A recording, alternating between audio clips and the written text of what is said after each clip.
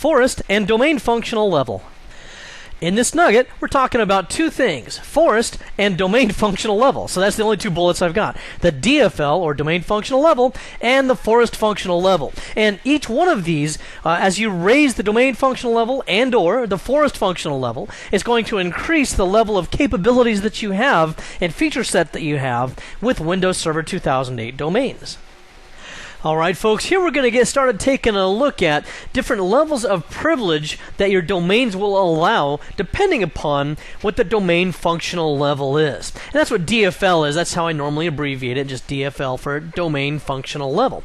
Now, the lowest level that you can have that involves Windows Server 2008 servers would be what we call the Windows 2000 native domain functional level. Now, note that if you're used to older versions of a domain functional level functionality, there's no longer any such thing as a mixed or an interim domain functional level, and that's because both of those versions involved old NT4 domains. In Windows Server 2008, there's no support at all anymore for those legacy domain controllers. And certainly that's a good thing. There's no support for NT4 anymore anyway.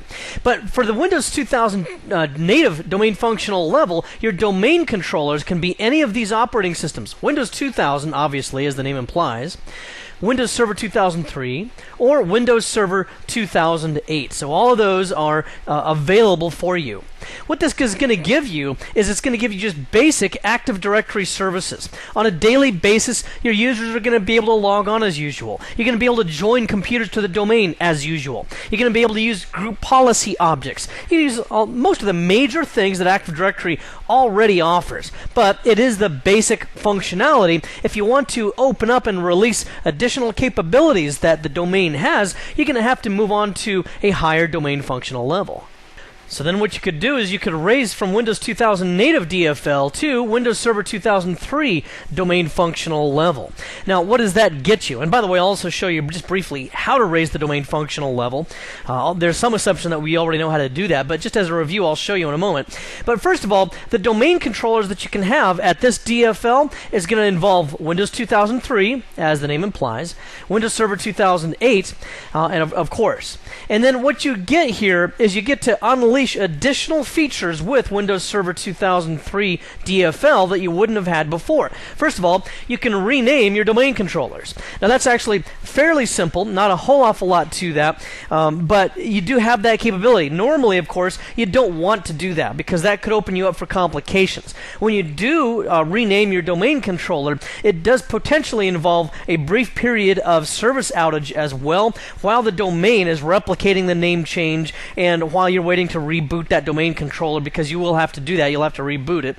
So that is something to keep in mind, but at least you can do it, and that's very useful if your domain controllers, maybe they're been merged into a different company now or a different subsidiary. The name of that domain controller doesn't make any sense anymore, or it's not in that department where it used to be, or something like this. A very useful kind of thing, or any kind of a domain naming restructuring. Also, with Windows Server 2003 domain functional level, we have new attributes within our Active Directory objects. And one of those is the last logon timestamp. This is very useful because we can then leverage that to be able to search for accounts that are stale. Maybe there's employees that have left the company or been fired or laid off or whatever, and we don't really need their accounts anymore. Well, what we want to do is to reduce the attack surface on our domain by eliminating accounts that are not actually used anymore. So because of the last logon timestamp, we can find out, who's stale, so to speak, and who's not. Now, one thing that I'll point out about this, just briefly here, is that if you go into Active Directory users and computers, you're not going to really find anything for that. For some strange reason, this interface in Server Manager does not get us what we want, but if we do go here to Active Directory users and computers on the Administrative Tools Start menu and look at this, then you'll see here that we have saved queries up at the top, and what you can do is to choose a new query, and you can then define the query, and I'll just call this, old users. Okay, hopefully that no one shows up, or else they'll think I'm calling them old. And in fact, this is a new domain, so probably nobody will show up anyway. But what I can then do is look for a query for this. such as days since the last logon, and this is because of the last logon timestamp. What if I want to look for anybody who hasn't been here for 90 days or 6 months? Well, I can do that by going to 180. This might also be very useful for organizations that have a lot of employees that come and go, or educational institutions where you might also have a whole bunch of students that sign up for a semester and then they join a fraternity and never show up to class and then they get kicked out. Well, we want to find out all those people that got kicked out 6 months ago. Well, we could find them this way here as well. And there's lots of different query information that you could use in that. And in fact, I'm not going to run it because, like I mentioned a moment ago, I'm sure that I don't have anybody there because I just set this domain up. But that's one of the things you can get. It's because of that last logon timestamp that now accompanies that object. That's what allows us to search against that. And then you also have the user password. Now, you might initially look at that and say, James, we've always had user passwords. Ever since NT4. we've had passwords for a long time. How is this new? Well, this relates really to something that's a little bit of something that's not used an awful lot, but it's something called the inet.org person. And this is an account that's been imported from some other operating system, but that we want to be able to use in Active Directory. And it gives us the ability to use passwords with those types of accounts. And then we also have something called reader user and reader computer. And these are just the names of commands. I didn't misspell those or anything. It's redirect user is what we say it out loud, and we call this redirect computer. You see, what happens is, if I do something kind of scripting or something like that, or I just do from a command line net user add or something like that, well, that account is going to get just dumped into the users container for any new users, and any new computer accounts just get dumped into the computer container. And they, therefore, do not have any kind of restrictions or anything. There's no group policies on them except from what comes down from the domain. And so I could potentially, and by accident, create kind of renegade user and computer accounts that don't have hardly any restrictions on them whatsoever. Well, by using reader, user, and computer, what you'll do is you'll type that command in, and then you can redirect the new user and computer accounts to an OU of your choice. And I normally redirect them to an OU that's like a lockdown OU that has a policy on it that's very restrictive. And then what I'll do is to move them out of there and into a more appropriate location. Once I've identified the user and the computer, and maybe we're getting them ready to go, then we'll put them in the proper location. And then we also have something here called selective authentication. And this is very useful when it comes to cross-forest authentication, or cross-forest trust, actually, is what I should say there. You see, maybe we have a forest here, we got a root of our forest and then a child domain. And then we have another company over here that maybe they're some kind of a business partner that we need to do business with. Well, we could create a forest trust, and we'll be discussing forest trusts elsewhere in this series.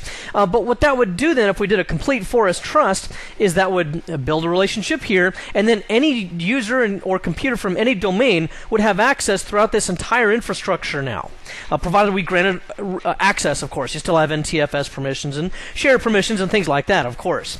But we could narrow that down a little bit more. Maybe we have a group of users over here, and I'll just represent that by a single user right there, but a group of users here that need to access one server over here, maybe a database server to look for inventory. But we don't want them to access our file servers up here, and our human resources server and applications down here, and our intranet web page over here. We don't want them to access all of those things. Now again, there's permissions to prevent that from happening, but we don't even want to open up the opportunity so that someone could accidentally assign them permissions when they're not supposed to.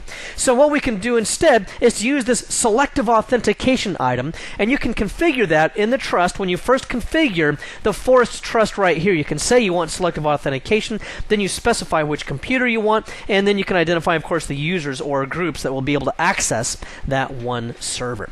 Similarly, we have something here called constrained delegation as well. And this is what gives us the ability to have one user or computer or group, whatever, some other security entity, the ability to do something on behalf of another. Here, let me just show you. Let's go to... I don't really have a lot of computers here yet, but I got a couple that I can work with. So, for example, this is just a Vista client, but it could be anything. It could be an Exchange server, a file server, a SQL server, whatever you want it to be, a web server. And on the delegation tab here, by default, all computers are set up to not trust this computer for delegation. But we could also say trust delegation to any service, or for a specific service. I'm going to use this one just so that I can show you an example of the different kinds of things you can do with this. But I would simply click on Add, and I would identify which users or computers would be able to manage the services on this computer. So let's say that I've got maybe a back-end application of some type that interoperates with a SQL database. Well, I could enter in the name of the back-end server. So I'd be CA Nugget 3, something like that. And then I could click OK. And then what I would do is I would say I want that CA Nugget 3 to be able to interoperate with Vista Client 01 and to be able to, manage all of these services, whatever they happen to be, the different ones that I think it needs to have. Okay. So then I'd click OK, and these are now the services on this computer that this computer can be able to manage. And so that's a pretty handy way to make sure that you can have, line of business applications interoperate with one another and so forth. And then finally, we also have here something called Authorization Manager. Now, what this does is it's not really something I can demo directly because it's really programmatic in nature. You'll have application developers that can configure certain applications in such a way that if one user logs on and uses that application, they'll have a different level of privilege than some other user. This might be very useful if you have an application that the general public can use, but when an administrator logs on, they want to be able to manage the configuration of that application or manage updates to that application and other things of this nature. Well, Authorization Manager is something that can be coded into those applications. And that, of course, is all part of what we have here for domain functional level functionality with Windows Server 2003 DFL. Next, we move up to the next level, which is the final level we can attain right now, and that would be the Windows Server 2008 Domain Functional Level. And before I forget, let me go ahead and show you how you would raise that. You would simply go to the domain, and you would choose Raise Domain Functional Level. Now, since I installed this Windows Server 2008 Domain Controller as the first domain controller in the domain, it automatically puts me in Windows Server 2003 Domain Functional Level. And if I want to raise it, I do that right here. And notice that I can't go down, but I can go up. So the Windows Server 2000 native functional level is not available. But anyway, I could raise it, and all I have to do is click on Raise right here. Let's go ahead and do that now. Okay. Once that's been done, you only have to do it on one domain controller, and then what that message was telling us is that it will replicate to all of my other domain controllers the fact that we've raised this DFL. And so then once replication comes into convergence, we'll be good throughout the entire domain. Okay. Now, let's go ahead and take a look at some other details relating to the Windows Server 2000 DFL. This is the same functionality as the Windows Server 2003 DFL plus ... we get the following items. We get DFSR, which is Distributed File System, R standing for the replication that we get now with the sysvol replication. Now, let me pause for just a moment to talk a little bit more about DFS. It's not really a specific topic for us in this exam right now, but DFS can be used in the following way. And this, I want to show you the conventional way that it's used first of all. Let's say I've got 3 servers, one server there, one server here, one server here, and each one of these has some kind of a shared folder that looks like a boot, but it's supposed to be a shared folder. Oops, that one's even worse. Let's try that again. Okay, there's a folder there, and there's a shared folder there. All 3 shared folders. Now, what we would normally do is we would have to map different drive letters for our users to be able to access these shared folders. This would be, drive letter P. This would be S. This would be T. Something like that. And then the users would forget, what drive letter was that on? Was it on S? Was it on T? Which one was it? Well, what we can do now is with the DFS root, maybe we'll set this one up as our DFS root. Then we can set up a single point as a share, and this would not necessarily be the same share that we originally shared, but it would be just kind of a reference point for the entire infrastructure. And then what DFS does is in the interface, you tell it to add this leaf or this share into it, and then you tell it to add this share into it, and then you tell it to add this share into it. And then what happens is the users map a drive only to this one share. But and it looks like all of these resources are on that one share, but in reality, when they double-click on this folder, it's on this server. When they double-click on this folder, through this share, it's actually on this server. but the user sees it and it looks like it's all on the same server right here. Same with this one. And they double click on this folder, it's actually down here on this server, but it looks like it's right there. So that's what DFS does, and that's really the very basic description of it.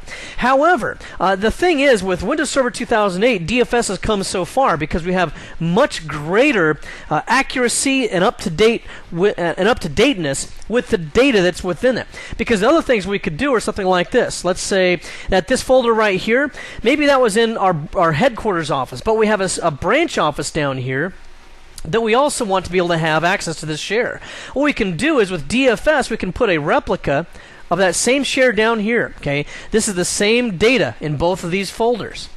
Then what DFS does is it makes sure that these two will keep up to date and synchronized, so that if somebody changes something on this folder, it automatically and almost immediately gets replicated down to this one. So now my users down in this branch office just have to access this one instead of having to go across the WAN link all the time. Well, the thing is, this also works for Active Directory data. So over here, I'm running out of space. Here I've got a domain controller, and here I've got another domain controller, and they both have that sysvol folder, which I've shown you in a previous nugget. Remember, it's in C:\Windows and sysvol, and just replace the drive letter for whatever's true in your organization. But they all have that sysvol share, which contains things such as scripts and group policy object data. This can get to be quite large in some organizations. Well, it used to be that we would use FRS for that. Okay. Now we have something called DFSR, which is the same concept I described over here, to handle that replication. In fact, I almost forgot, I have a whiteboard to describe that more detail to you. So DFSR is going to replace the file replication system, which does not handle those large amounts of data very well, and it's not nearly as up to date as the new DFSR. One of the other advantages with this is, let me draw back in my domain controllers here, is that it also has something called differential replication. This means that, let's say that I've got something in sysvol or any data between these two servers, and they use DFS to replicate between them. Well, if I have, let's say initially a 20 megabyte file here, okay, and maybe this is my file right there, that's fine. It'll get replicated down to this server down here. Okay, 20 megabyte file, same thing. Okay, a replica. Now, let's say that a user modifies this file. Maybe it's a graphics file of some type, and they just add a simple layer to this graphics file, and maybe that makes it 20,000 megabytes plus 1 kilobyte. Okay, they added 1 kilobyte worth of data. Now, what would have normally happened under FRS is that it would have to replicate this entire thing all over again. So it would be pretty much an overwrite of this data, and it would have to replicate across the WAN link or whatever, 20 megabytes plus this kilobyte all the way back down here. Now, with differential replication, it's a lot more like a differential backup or an incremental backup. See, what happens now is it only replicates that one additional kilobyte. Okay, and that's all it has to do. Much, much easier on your network bandwidth, your branch office, WAN links, all that kind of thing. Very, very cool. Also, you have flexible scheduling. There's some times when it might not be optimum to be able to have any replication going on here. Maybe during business hours we have a slow WAN link between these two servers, and we only want it to do any replication during off hours. Well, you could do that with the scheduling that it has. Or with bandwidth throttling. Maybe we can't afford to wait until the end of the day before we do our replication, but we don't want to give all of our bandwidth up to it. Well, maybe I've got a T1 line here, which is good for 1.544 megabits per second. Maybe I only want to allow, on the bandwidth throttling, 256K worth of bandwidth availability for this DFSR replication to take place. Well, you have that flexibility. And then there's some self-healing capabilities. There are certain things that can go on with this, like update sequence number, journal wraps, and database corruptions and things that can happen between various types of servers that have that kind of component in them. And if there's some kind of corruption that takes place in that, DFSR is able to do a self-healing operation. So you might not even ever know that there had ever been a problem, because it pretty well takes care of itself.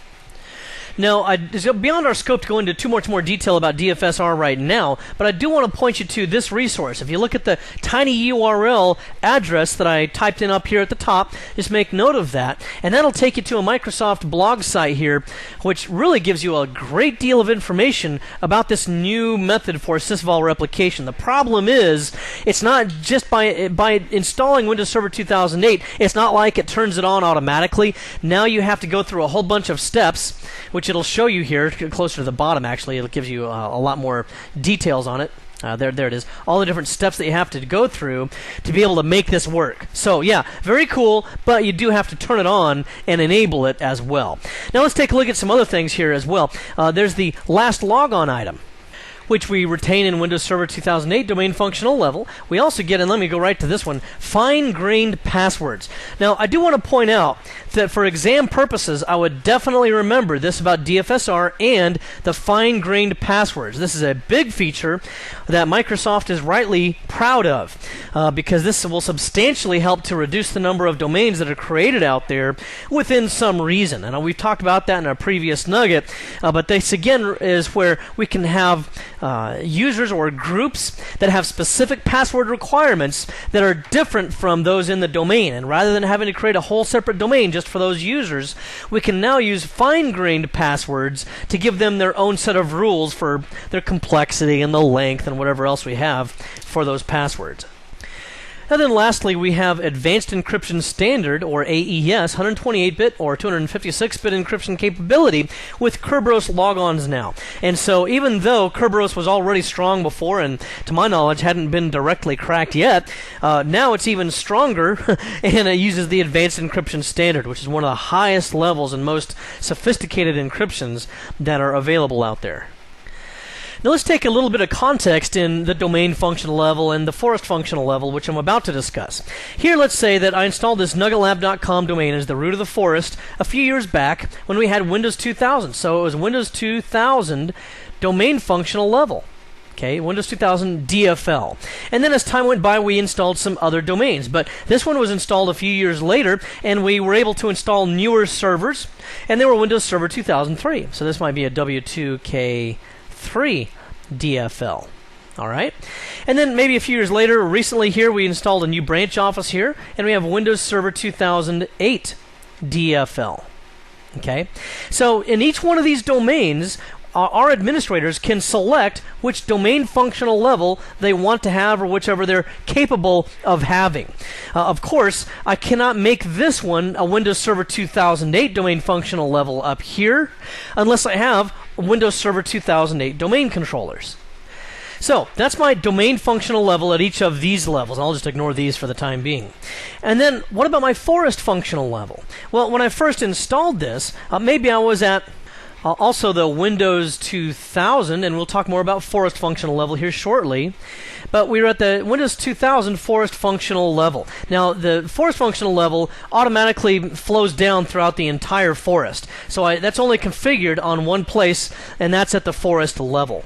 So in this case, even though I've got a Windows Server 2008 domain functional level in this domain, it's part of a forest that is a Windows 2000 forest functional level.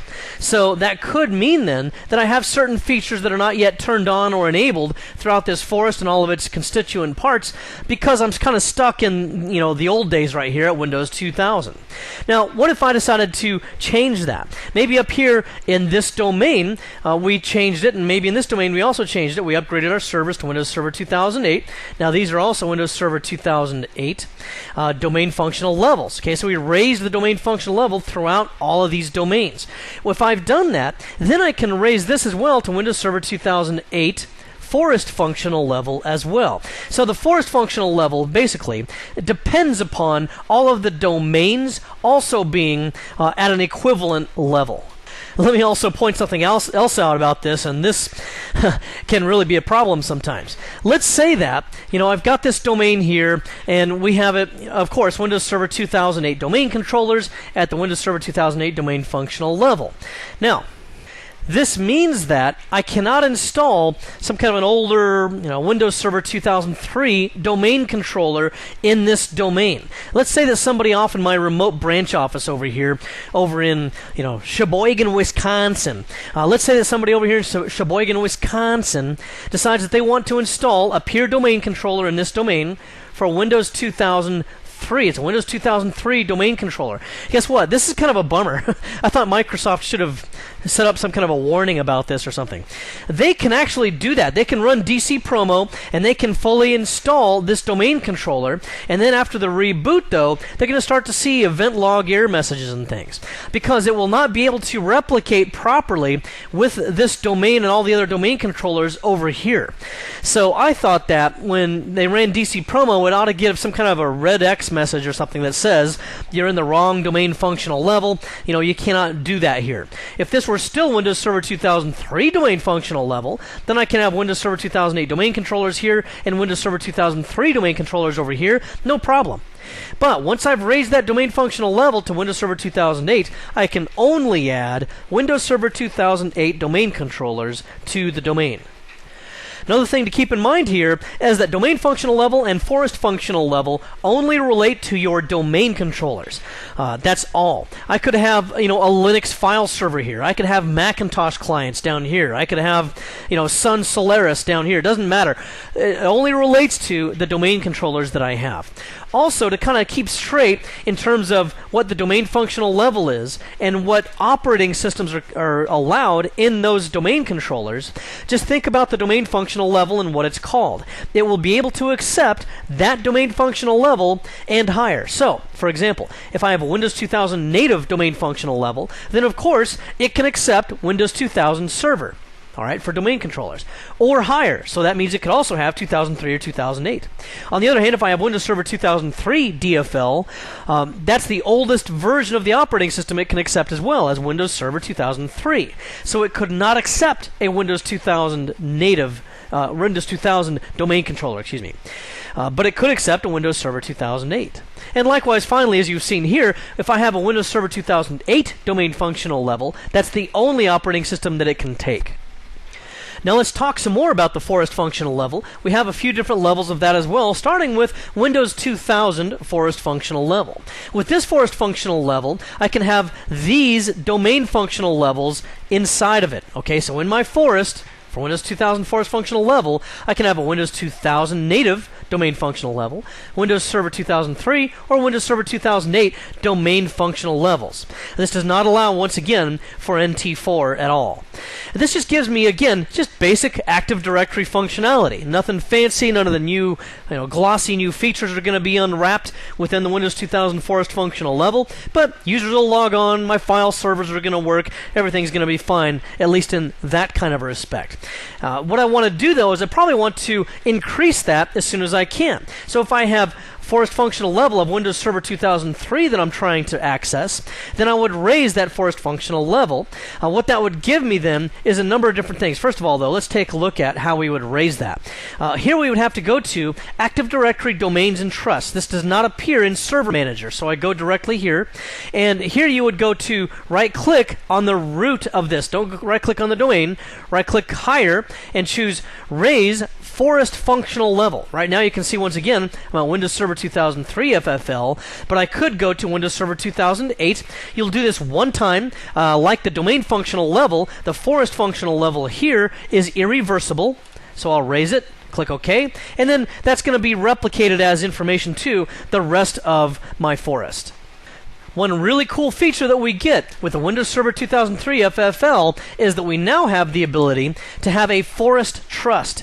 This would be, of course, where I have one forest over here with child domains, another forest over here, probably completely unrelated, but yet one company bought the other, and so now we need to exchange resources back and forth. We can create a forest trust to put a two-way transitive trust in here, and transitive meaning that not only can this domain trust this domain now, and vice versa, but but they will also trust any of their child domains throughout their entire forest. Okay, so that's pretty cool. Forest trust relationship there. We can also do a domain rename. Now, that's not as easy as it sounds. This is a huge convoluted thing, and if you really need to do it, I suppose you could Google Microsoft's documents on how to do it, but it's like a 100-page document or something on white paper on how to do this, and it involves a great deal of planning and work. So be very careful about that. You'd really only want to do that if you had some kind of a merger where you had to rename things. Okay, but at least you can do it, and that's the point. Also, we have something called linked value replication. And this allows us to have better replication between our domain controllers. So let's say I've got a domain controller here, and I got another domain controller over here. That one looks more like a walkie-talkie, but anyway, so I've got my domain controllers, and they're in the same domain, of course, so they should replicate all their Active Directory data back and forth between themselves. And here I've got a WAN link. It's supposed to look like a little lightning thing, but that's a WAN link, and maybe that's a 56K WAN link. Boy, that's pretty tough. So now I've got a huge group right here. Maybe it's got 3,000 users. And then I've got that same group gets replicated, of course, over here to this domain controller across the WAN link. Now, what used to happen in previous versions of Windows is if I would add even one user, let me just add that user right here. Can't fit him in there, but if I add that one user to this group, guess what happens? On replication, it has to replicate the entire membership over here to this domain controller. And so we have to, this WAN link kind of looks like the snake that swallowed the elephant. It's got a huge glob of data that it has to replicate over here, and it's really kind of wasteful. Why couldn't it just tell them to add that one user to an existing group of users? Well, that's what linked value replication does. It now will say, instead of replicating the entire membership, just take that one user account and add them to the group. The next thing that we get with the Windows Server 2003 FFL is read-only domain controllers, and let me tell you right now, on this exam, I suspect that this will be a huge topic. So know about read-only domain controllers. That's not the topic of this particular nugget in this series, but we will talk about that a lot more when we discuss branch offices. There's a lot about RODCs. The only thing is, even though we're at the forest functional level of Windows Server 2003, you have to have Windows Server 2008 domain controllers to be read-only domain controllers. Let me explain a little bit more about that too. W2K8. Have to be Windows Server 2008 actual domain controllers, because Windows Server 2003 does not have the functionality or the ability to be a read-only domain controller. Now, what is an RODC? Let's go back over to this illustration over here. This domain controller right here, maybe it's in the branch office, and you can, it's separated by a slow WAN link, and maybe it's in an office where we're not able to provide the same kind of security we are in our hub, in our headquarters office here, where we have biometric scanners that allows only administrators with the correct eyeball into the server room. Whereas over here, we have just kind of a closet that has a server in it, and the janitor gets in there, and sometimes people go in there. It's the same place where we keep our office supplies, so people go in there to pick up pencils and pens, and if they're like me, they go in there to pick up crayons and things like that too. But anyway, so this is not very secure. So if somebody were to steal a real domain controller, then they could potentially derive a lot of company secrets out of this. In fact, that happened one time a few years ago. I remember I was working late in an office. It was a small company, but we were really growing fast. And we had just that. We had a server in a closet. Well, a friend of mine was also working late there, and I didn't hear this, but he heard some commotion going on over by the server room. Went over there to look, and some guys had broken into the server room and were stealing a server and a RAID array that we had in there. Well, if they had stolen that as a real domain controller, and they did, then they would be able to derive all of our technical data, all of our users, our groups, be able to figure out a lot of things with that, potentially plug it back into a network somewhere, and falsify information to put into the network. So you can see that for security purposes, that's very, very weak to put a real domain controller in an insecure location. Well, a read-only domain controller, what we could do is to install this as an RODC. And what happens there is our RODC does not store passwords. Now there's some exceptions to that, but we'll get to that at a later point in time. But by default, does not store passwords. So if it gets stolen, not only can they not make changes to this read-only domain controller and thereby poison our domain with false information, but they also cannot figure out what our passwords are either. So a huge step in security with Windows Server 2008. And then finally, for Windows Server 2003, it's got improved knowledge consistency checker algorithms included in it. And the knowledge consistency checker, or the KCC, is simply a calculation method that determines the best layout and replication paths to take to make sure that data gets replicated around the network. And that's just improved is all. You don't configure it or touch it. It's just there and it's better. And then we continue on with additional features for the Windows Server 2003 Forest functional level. That includes the inet.org person and user conversion. This is what I was talking about earlier, where you could import user accounts from other operating systems and use them in your Active Directory domain. We also have the ability to deactivate and redefine schema object classes and attributes. Okay, well, what is this about and why is this a big deal? Well, in Windows 2000 Forest functional levels, if you had maybe an application developer that developed an application for your organization that had some improperly written schema attributes or improperly written schema objects, then what could happen is it could kind of poison your schema, and in worst case scenario, it could destroy your entire forest and you'd have to rebuild the whole thing. Well, now in Windows Server 2003 Forest functional level, if there's something that's bad or just not used anymore, you can deactivate it. You can never delete anything out of the schema. But if you don't want it or need it anymore, you can deactivate it. You can also redefine some existing schema object classes so that they're not wasted just for purposes of modification. Now, that concludes the Forest functional level for Windows Server 2003. But for Windows Server 2008, what do we have with this? What if we raise the Forest functional level to that? Would that be like the Holy Grail? Would we be able to do all different kinds of things that we've never been able to do before? No. There's nothing new with the Windows Server 2008 Forest functional level. The only thing that this does is it will automatically install any new domains will now be automatically installed as Windows Server 2008 domain functional level. So that's the only thing you get at a Windows Server 2008 FFL. In this nugget, we talked about the Forest and domain functional level. And these are different levels that you can use to raise within Active Directory that will unlock additional features of Active Directory as you do so. Remember, we took a look at the domain functional level. Remember, to raise the domain functional level, you'll right-click on the domain in Active Directory, users and computers, or domains and trusts. Actually, you could do it in both places. Just right-click on the domain, and then choose Raise Domain Functional Level. And then you can also raise the Forest functional level by going only to Active Directory domains and trusts, and then right-click on the root of the node and choose to raise the Forest functional level. And once again, each one of these, as you raise them, will give you a higher level of capability within Active Directory, unlocking things such as fine-grained password control, and also things such as read-only domain controllers. Well, I hope this has been informative for you, and I'd like to thank you for viewing.